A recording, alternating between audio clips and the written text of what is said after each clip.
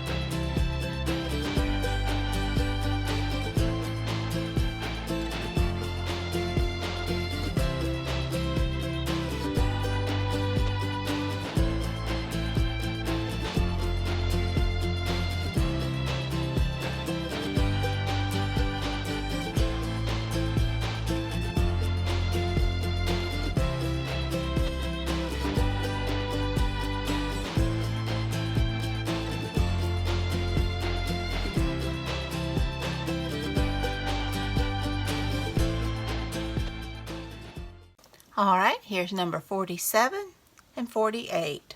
Like and dislike.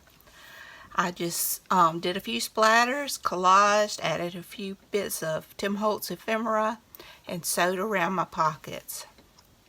So I hope you enjoyed this video. If you did, please give me a thumbs up. Hit that subscribe button if you haven't. Ring that bell so you can be notified when I upload new content. Leave a comment. Tell me what you think.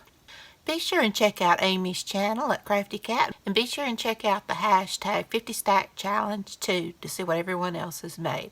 I'll have it linked in my description box. So y'all have a great and wonderful day. And until next time, bye y'all.